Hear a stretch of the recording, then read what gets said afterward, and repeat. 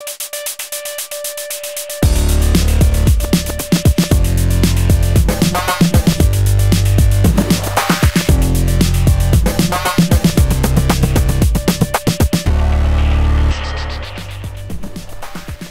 I'm Femi OK and you're in the stream. Today, legalizing vigilantes. Are armed civilians the answer to Mexico's battle against drug traffickers?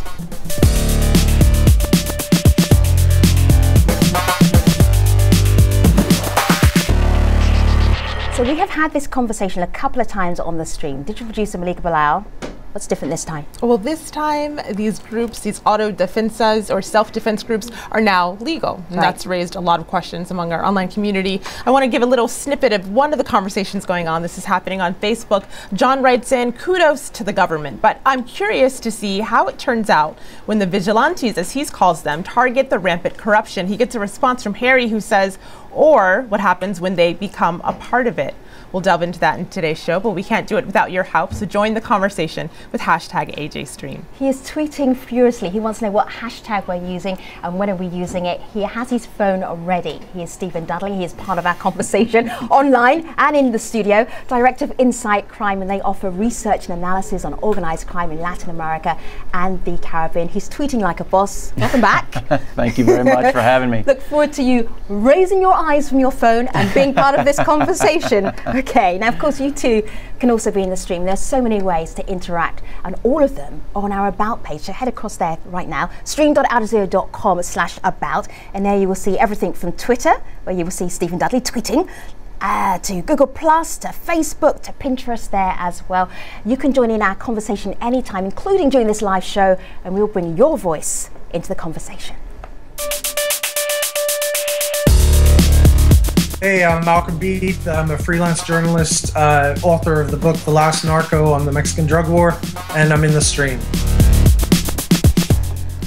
Vigilante groups, or autodefensas as they're called in Mexico, have now been legalized. Now, these self-defense organizations formed last February as a response to what they say is the government's failure to safeguard their people from cartels. And they estimate their numbers are around about 20,000, and they've been fighting drug traffickers in the western state of Michoacan after refusing government requests to lay down their arms. Mexican authorities announced a deal last week to integrate the autodefensas into official units called the Rural Defense Corps. All they have to do is submit membership lists to the Defense Department and register their weapons with the army.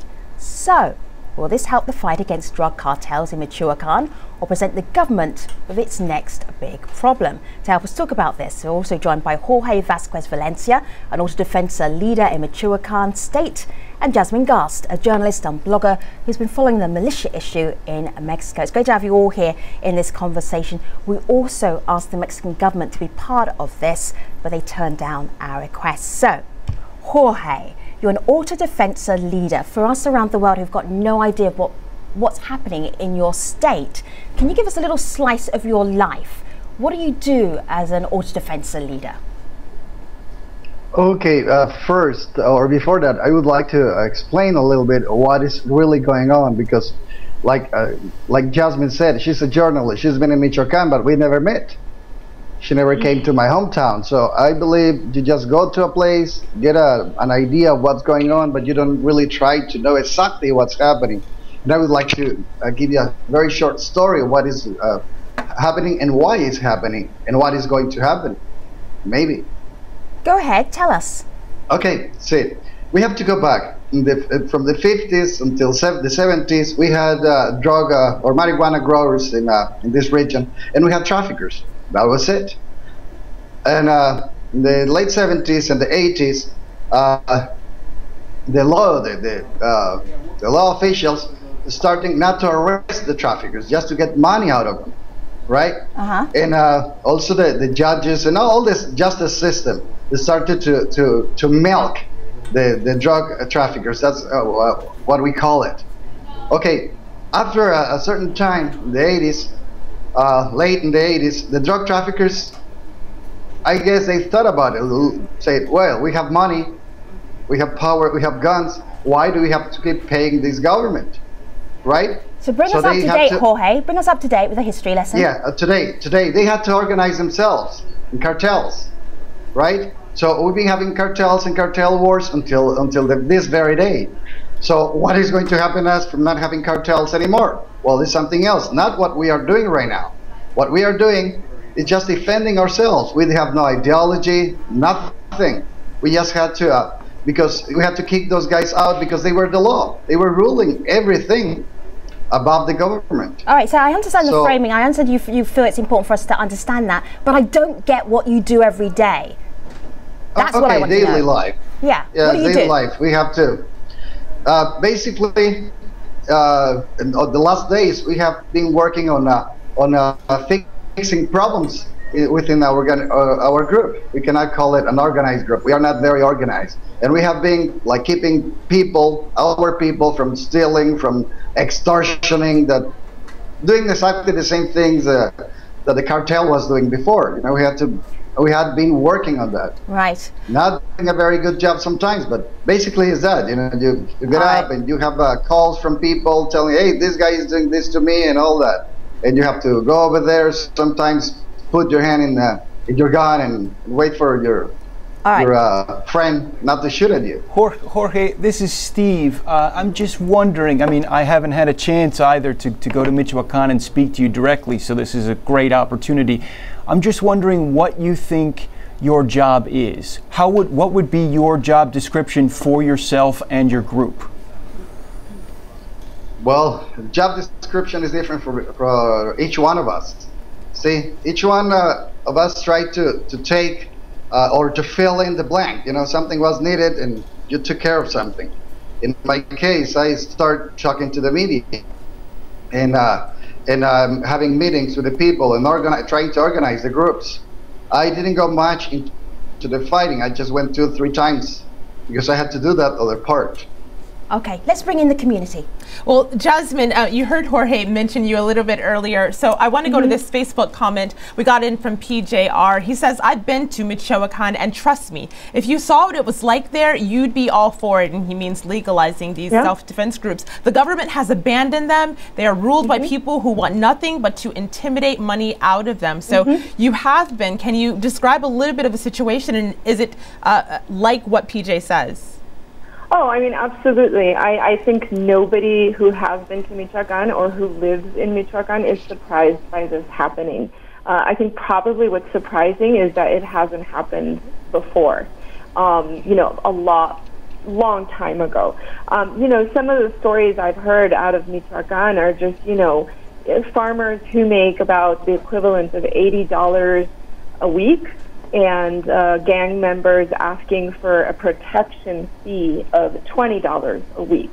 You know, people are irate by the fact that this cartel is just taking money from businesses, exacting these tolls. And, you know, the other part of the story is the rape of very young girls, 12, 13 years old. Apparently it's been very rampant, and they've done a lot to piss people off. So it's absolutely not surprising, and if anything, you know, it speaks a lot about the negligence of the government in this scenario. I think one thing that I think we need to be careful about, and I guess I'm speaking more to Jorge than to Jasmine, is this notion of some people being fearful of what could happen with self-defense groups, and then the notion of being against or not understanding why the self-defense groups emerged. I think that you can be both. I think you can understand the origins of the self-defense groups, but at the same time be fearful of what can happen with the self-defense groups. And the problem with the self-defense groups is this notion, more than anything else, of accountability. Who is holding the self-defense groups accountable? What kind of vetting process do we have for the formation of these groups? Well, how are we going to understand when and why and how they use weapons? When do they have any sort of jurisdiction to arrest someone? I mean, Jorge's right here. Go ahead, Jorge. Yes, just think about a disaster, you know, an earthquake or something. You know, you'll just start running and you don't know how to take your precautions. You'll run out of the house if you're in a house, and you won't look, you know, who's in charge of all that people running out. That happened to us. We just had to defend ourselves. We were not organized. Our group is a very diverse group. most of our people didn't even finish elementary school. So sometimes when you talk in the media, you're thinking that, okay, we sat down and we said, okay, we're going to be to defend ourselves. We have to be organized. We're going to create, a hierarchy or anything like that. No. It's all wrong. We just had to defend ourselves, and we got together, a group of people. Some people, we are in the same town. Some people, I met them the night before we were going to start the uprising. Right. So don't think of us that we are organized, that we have a plan. We don't have anything else. The government, they do have a plan. They started this. We didn't start it. Something that people doesn't know. See, wow. before the uprising, I was talking to a general, the Policía Federal Preventiva that we call, said, we are going to help you uprise. I knew they had an agenda. In my case, my personal case, I had to join because I wanted to bring some sanity into this movement in my hometown. I didn't want to have all the killings, all the shooting, all the burning of cars and everything that happened in the towns before ours. We were the fourth town. So Jorge, take a breath for a moment. I mean, that very clearly, I mean, the thing that just struck me was no plan. It's like chaos. We had to do something. Malika.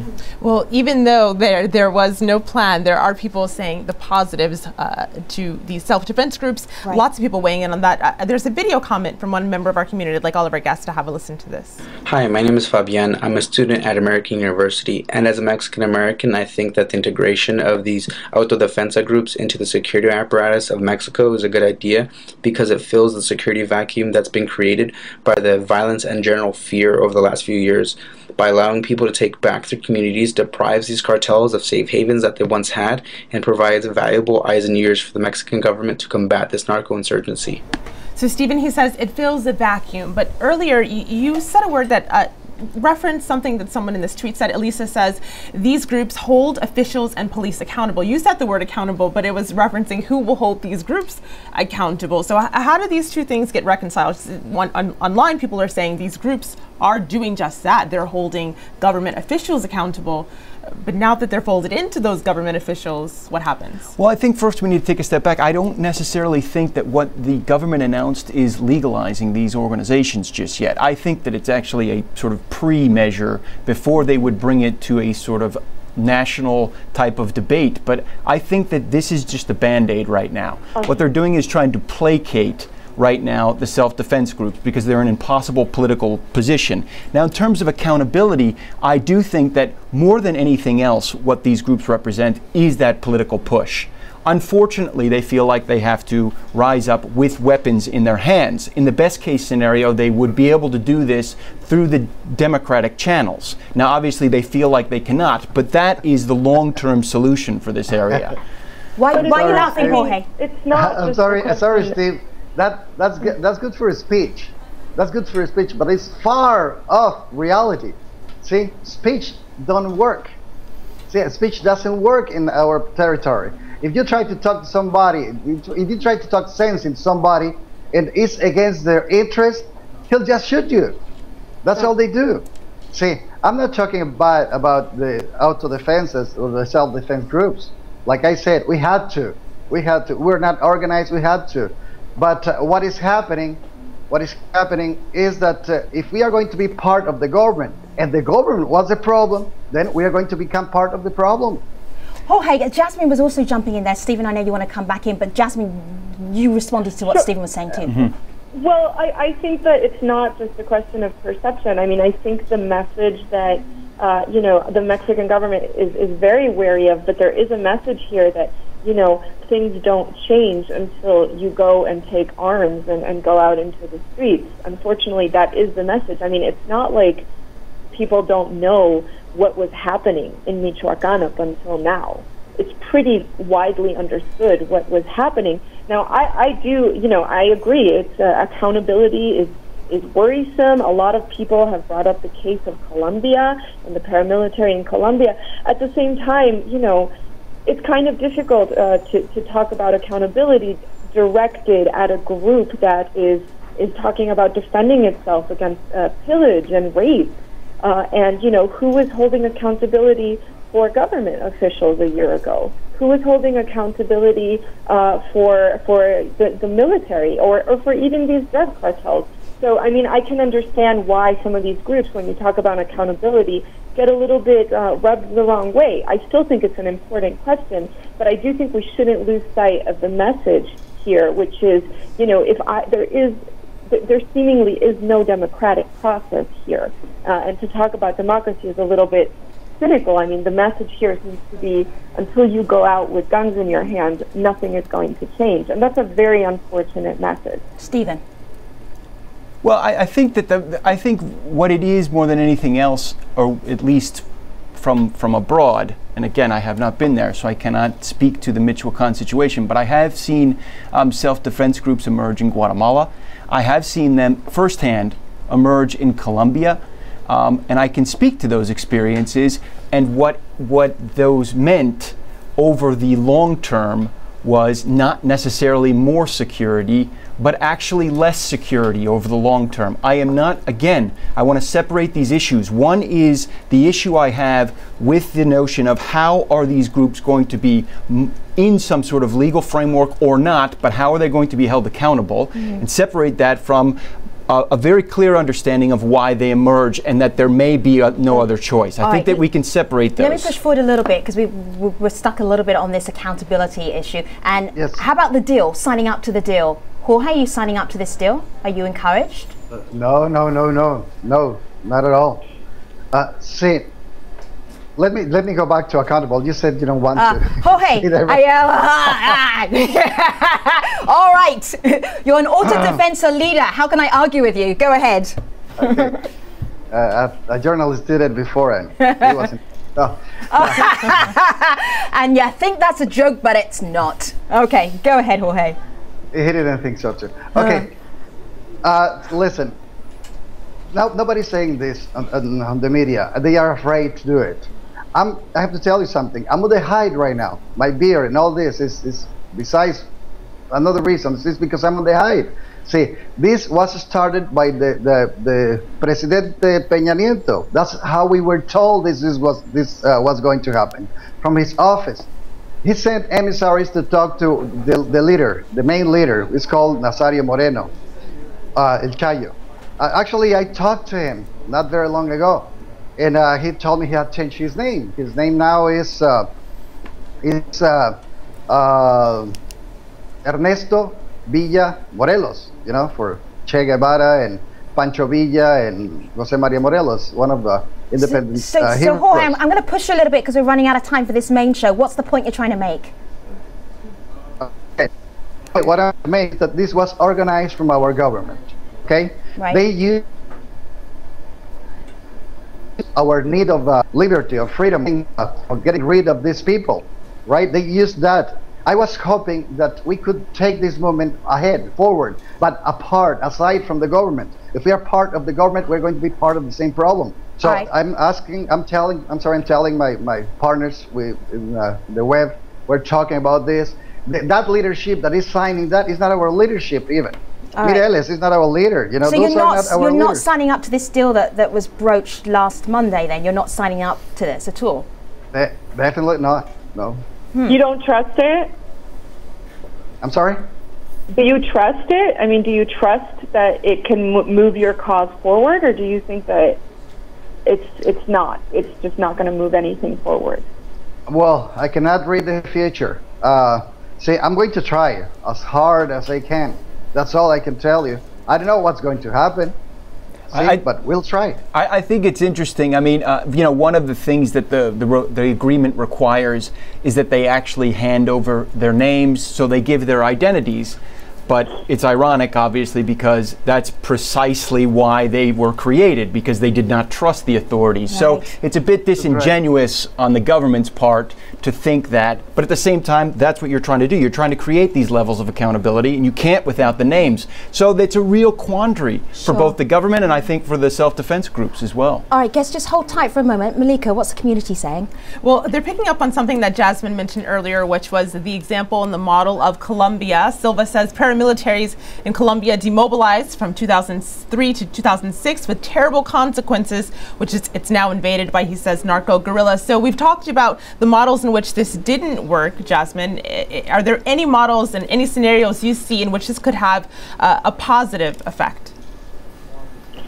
Well, I don't know. I mean, some people would say that what has happened in Michoacan is positive because it finally got the attention. I mean, and a question that has been brought up is, why Michoacan and why not somewhere else?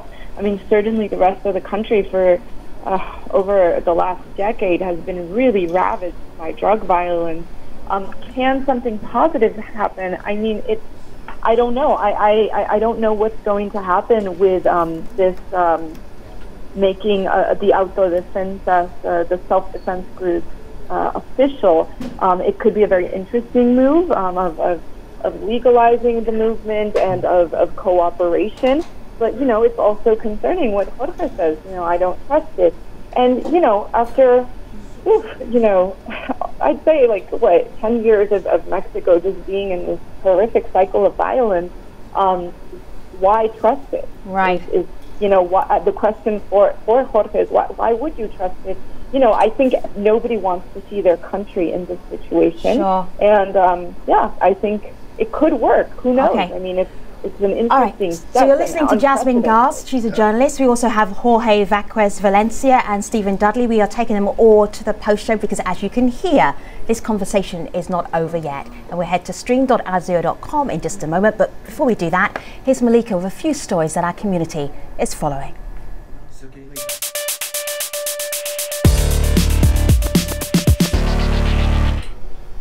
Native Americans took to Twitter this Super Bowl Sunday to try and change the narrative for indigenous peoples. Native Americans call themselves many things. The one thing they don't.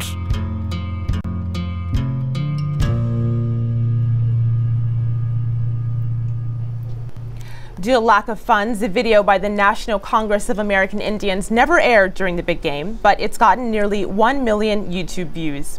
It's part of a Twitter conversation aimed at changing the controversial name of the football team in the nation's capital. Many expressed solidarity using hashtag #NotYourMascot, garnering more than 20,000 mentions. Well, next we go to Rome, where residents are shaming parking violators on Twitter. Police have encouraged mobile users to tweet pictures of illegally parked cars on the city's congested roads. In the last 30 days, police have received more than 1,000 complaints and responded to some 700. And finally, we head to Australia, where Prime Minister Abbott's YouTube account was suspended Sunday after deceptive content complaints. Netizens fueled speculation as to what caused Abbott's video message titled "Delivering on Our Promises" to be taken down. A few users pointed at Abbott's choice of words when discussing the country's asylum seeker policy. The account was restored Monday, and the video is again viewable on YouTube. In a statement sent to News Corp Australia, Google said that videos flagged by users are sometimes mistakenly taken down. Well, Chris tweets, "There was nothing deceptive in his video, no more than any other political leader." Well, you can check out the other stories we're following at stream.aljazeera.com. Femi? Thank you very much. Stephen, did you watch the game yesterday? I caught the second half. That'll be the Super Bowl. Yes. So were you tweeting it? Were you following it online? I followed a little bit of the halftime stuff online because it's the most interesting. So you're a Bruno Mars fan, obviously. Yeah. Caught the halftime show. I am now. Yeah. So I was watching it, and I was also following it on Twitter. Malika Valal, you weren't on Twitter during the game. What happened? I was plugged off, but Twitter released today some of the stats, and it broke a couple of records. Wow. It is not the most tweeted, but it's up there. That Native American Indian ad was tweeted out, and I clicked on it, and it's a beautiful ad. And there's 2 minutes of this ad, and you don't get the final punch until the bit that you actually... Right, the last 10 seconds. It's amazing. We'll tweet it out also. We'll tweet that out, actually, because you really should see it. It's a beautiful, beautiful, beautiful ad. Definitely. Meanwhile, back to your expertise in the post show at stream.aljazeera.com. So Stephen is coming with us to the post show. But first, let me tell you about the next AJ stream. We head to Japan. And since the end of World War II, that country hadn't had a military, but now with rising tensions with China and the Koreas, some Japanese think it's time to push aside pacifism and build a stronger defense force. More on that tomorrow. Until then, you'll find us online at stream.aljazeera.com. Thanks for watching. Take care.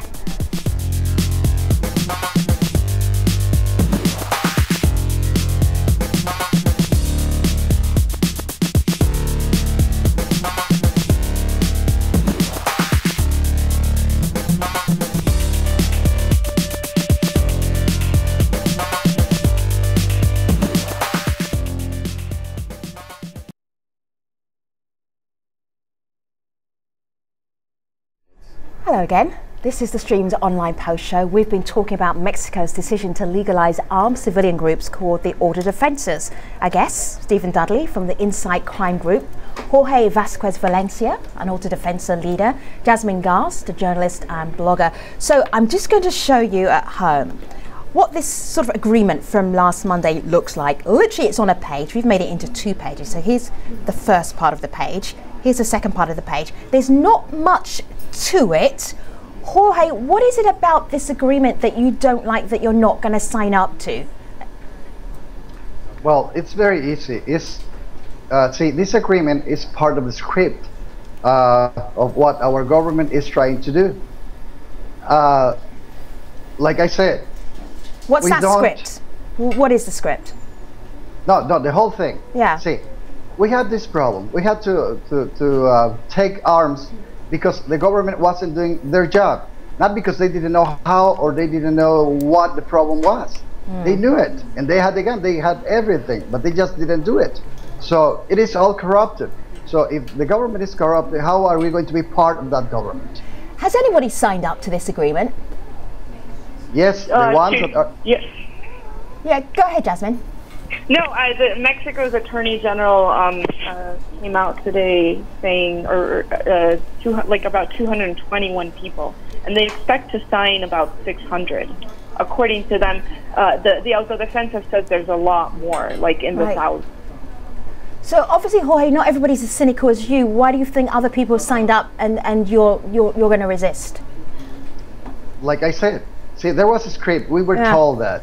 Right. We knew it. I don't want to follow the script. I was trying to, we were trying, some other people were trying to take this chance to do something really good, not to do what the government wants. Right. Somebody was saying that is the self-defense groups, or are the self-defense groups going to help something? Yes, they are going to help. They are going to help the government to take full control of the people. That's all. But it's not going to be good for the people, because we had that before. We had that before, like I said. The government were the ones collecting money from drug traffickers before, and they are going toward that direction.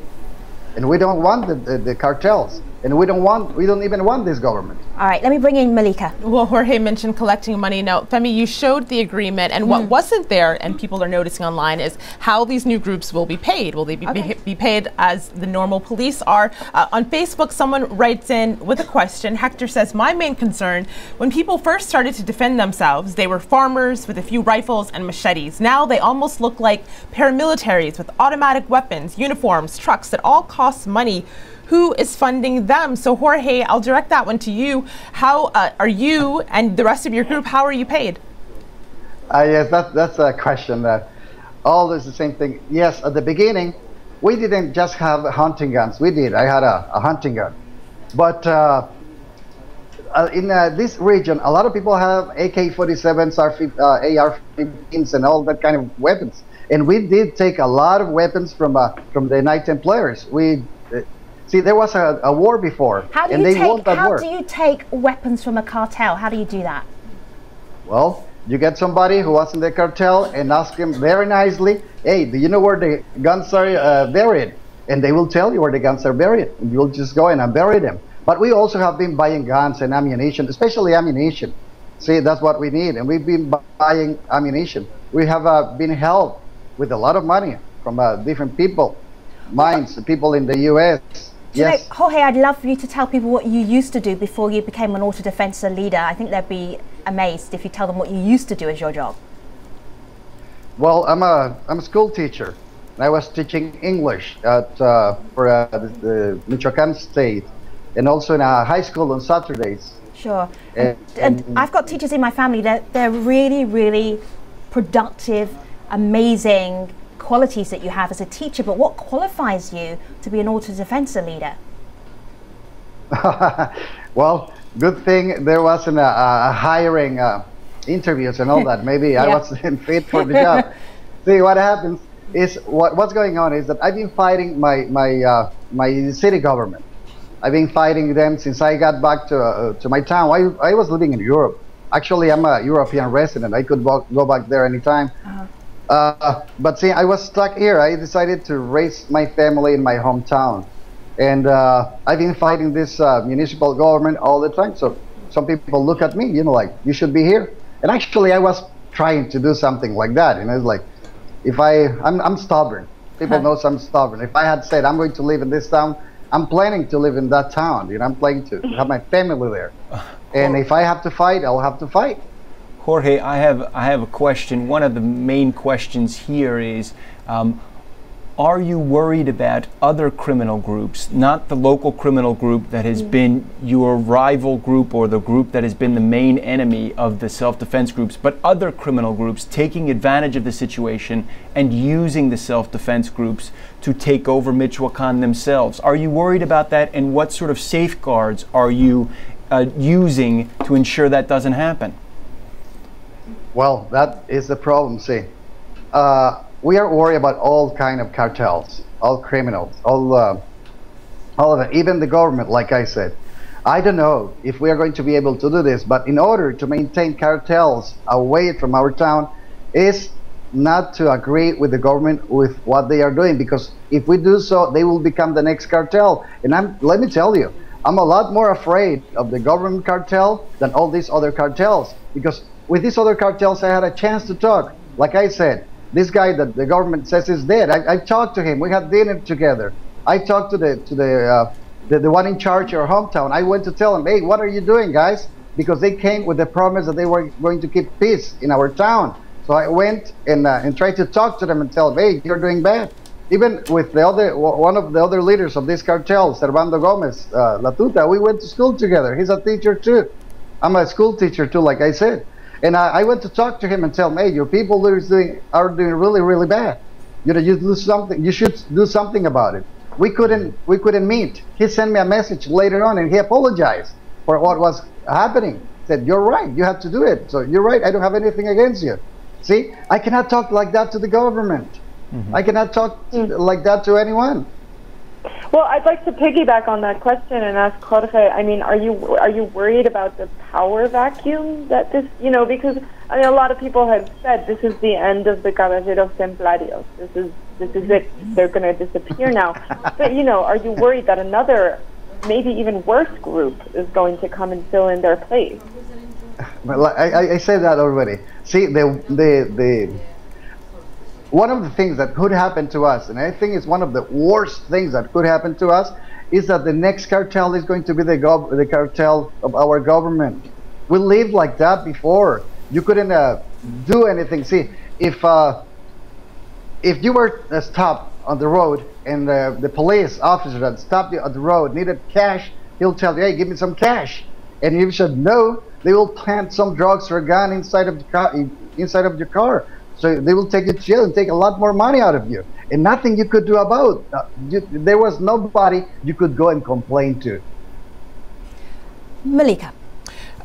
A lot of the conversation on what I'm noticing online is that these self-defense groups, these auto-defense groups, are an example of people taking matters into their own hands because, as Jorge very eloquently put it, he can't trust the government to do so. So other people are letting us know that another avenue for this is social media, and that's because they can't necessarily trust the government to do or the media to do what they needed to. So Jasmine, you actually have been covering the social media angle to all of this. I pulled up your piece here that you wrote not too long ago, Social Media and the Battle for Michoacan.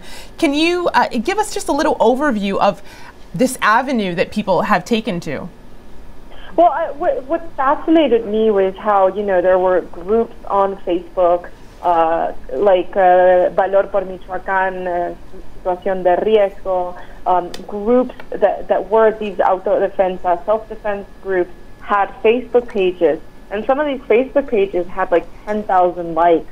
And, one of the things I wrote in that article is as telling as the posts were, what was even more telling was the comments that people would leave on the Facebook post. Comments like, I'm really sick of living in this situation. I want Mexico back. But, I also think it's an interesting commentary. A lot of these Facebook pages, the status updates would be about what was going on, this just happened, stay out of this place, so-and-so just got captured. I think that's a really interesting comment on how Mexicans view general Mexican media, with a sense of distrust, and you get your information straight from the source. from social media. I don't know, Jorge, what you think about that theory? Well, see, something that happened from the beginning.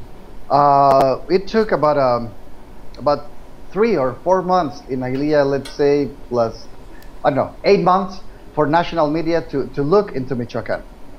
I talked to different media from different countries several times before the national media went to town. So I don't see, I'm an idolist or I'm just crazy. I don't know what I was trying to do, or what I'm trying to do, or what I will try to do in our town is to have an oasis. You know, that if we fix our town with no government, no treaties, nothing like that, we just keep our town clean, some other towns will follow. They maybe will follow. But see, there are another ways to do it. But this is a very rough area. You get killed for nothing here. Just by a bad look, you'll get killed. So, like I said, see, Jorge, I hear a little sliver of a solution there, but that solution is because you're the autodefensa leader of your town. But how does that solution work for the rest of the state? Because it's not working for the rest of the state. Not everybody has your morals and your credentials. Well, I was hoping... I just want to do the bigger picture, because you're not signing up to the deal. You feel that you've created this little oasis. But what about the rest of the state? Well, my hope is that it could spread like the flu. Like the flu. Not the best analogy. Mexican flu, the good kind. Yes. Wow. What else? What else could you do? Yeah. So, like, you have no more choices. There is no people to turn to. Sure. Like I said, media is not helping. Government, they have their own interest. This autodefenses movement is working well for the government. See, while we were fighting to stay alive, they are making a lot of reforms and everything that will keep the rich and the poor poor. You know, it's working great for them. It was created for that. See, Jasmine, when I asked you earlier, you said, I don't know. I don't know what the solution will be, if this will work or not. That's it? That's all you got? I